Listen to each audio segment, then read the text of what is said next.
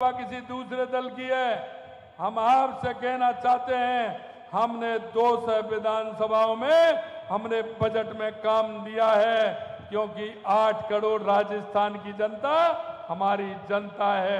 8 करोड़ राजस्थान के लिए बजट देने का काम हमारी सरकार ने किया है। मैं कहना चाहता हूं, एक भी विधानसभा ऐसी नहीं होगी जिसमें कोई ना कोई काम हमारे बजट में हमने नहीं दिया होगा।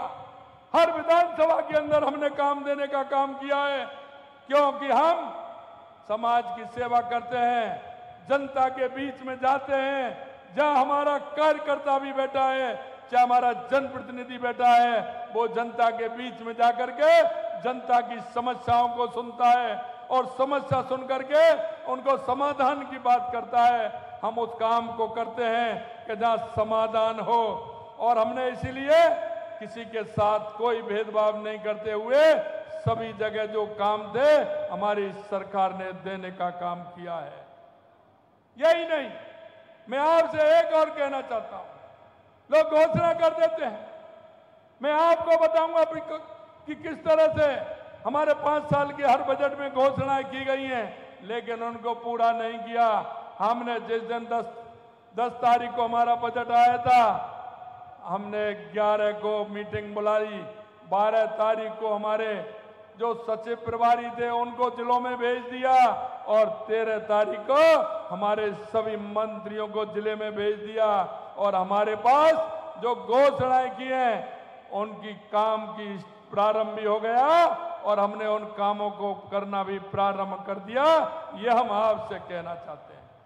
मित्रों, देश के यशस्वी प्रधानमंत्री नरेंद्र मोदी जी जो कहते हैं वो करते हैं, और करते हैं वो ही कहते हैं। इसलिए हम कहना चाहते हैं कि 2014 के बाद देश के यशस्वी प्रधानमंत्री जी ने राजनीतिक दलों को और राजनेताओं को बदलने के लिए मजबूर कर दिया है, क्योंकि वो जो कहते हैं वो करते हैं। और नहीं तो आपने देखा है, गरीबी हटाओ के नारे कब से लग रहे हैं, लेकिन उन्होंने गरीबी हटाओ के नारे दिए थे, लेकिन गरीबी से उनका कोई संबंध नहीं रहा।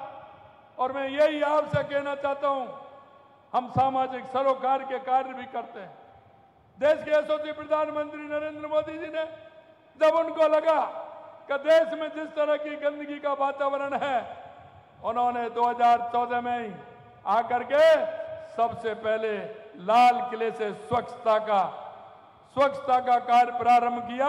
और आप देख सकते हैं कि पूरे देश के अंदर स्वच्छता का किस तरह से वातावरण बना है। यही नहीं, आपने देखा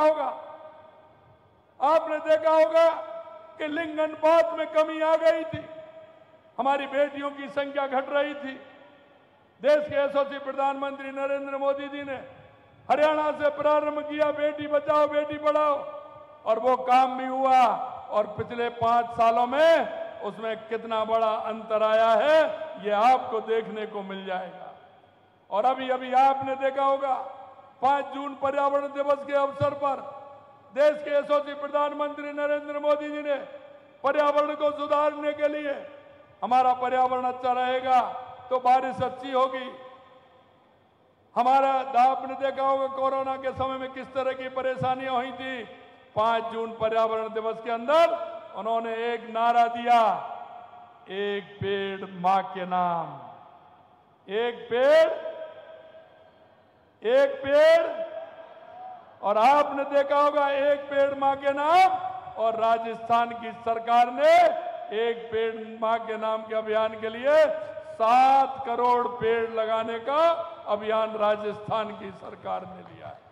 मैं आपसे इसलिए निवेदन करना चाहता हूं, हम भी एक इस प्रदेश के देश के नागरिक होने के नाते हम सभी का कर्तव्य भी बनता है। और कर्तव्य हमारा यह बनता है कि क्योंकि हम पहाड़ों को भी पूजते हैं, हम नदियों को भी पूजते हैं, हम वृक्षों को भी पूजते हैं। और राजस्थान तो वो धरती है जो वृक्षों के लिए मां अमृता देवी ने और उनके साथ 365 लोगों ने अपने आप को उत्सर्गित कर दिया। ये राजस्थान की भूमि मां अमृता देवी की भूमि है। मैं आपसे यही कहना चाहता हूं, हम सभी का एक नागरिक होने के नाते कर्तव्य बनता है। हमारी केंद्र सरकार की योजनाएं, हमारी राज्य सरकार की योजनाएं हर गरीब के लिए, क्योंकि जो हमारी योजना है वो उस अंतिम पंक्ति में व्यक्ति जो बैठा है उसके लिए हमारी योजनाएं हैं।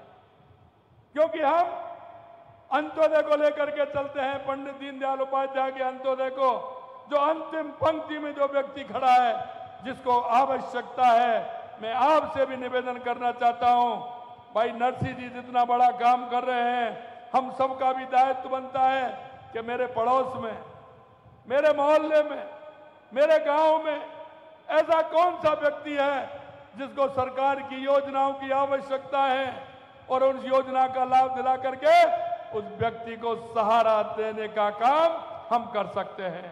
मैं आपके माध्यम से यही कहना चाहता हूं कि हम उन व्यक्तियों को आगे लाएं जिनको आवश्यकता है। कभी कभी हम देखते हैं दिए तले अंधेरा दिखता है। हमारे पड़ोस में, हमारी गली में, हमारे मोहल्ले में कोई ऐसा व्यक्ति, ऐसी कोई माता, ऐसा कोई दिव्यांग भाई होता है जिसको आवश्यकता होती है। ऐसा कोई पढ़ने वाली हमारी बहन या भाई हो सकता है जो शिक्षा लेना चाहता है लेकिन उसकी शिक्षा लेने की स्थिति में नहीं है। मैं आपको यही कहना चाहता हूं, आप ऐसे लोगों को आगे लाएं, सरकार की योजना का भी लाभ दिलाएं और उनको ला करके सरकार की योजना के माध्यम से आप भी उस पुण्य को कमाएं। ऐसा मैं आप सभी से निवेदन करना चाहता हूं। मैंने देखा हमारे चिकित्सा मंत्री जी कह रहे थे कि बहुत अच्छी डिस्पेंसरी बनाई है। मैंने कहा आज ही देखिए, क्यों चिंता कर रहे हो। गजेंद्र जी ने कहा कि उसको आगे बढ़ाना है। मैंने कहा बिल्कुल बढ़ाना है, और मैं आपसे कहना चाहता हूं कि इस तरह के पुण्य कार्य में सरकार हमेशा आपका साथ देगी, ये हम आपको विश्वास दिलाना चाहते हैं। क्योंकि ये काम ऐसे होते हैं, इसमें वो दुखिया आता है जो किसी तरह से पीड़ित होता है।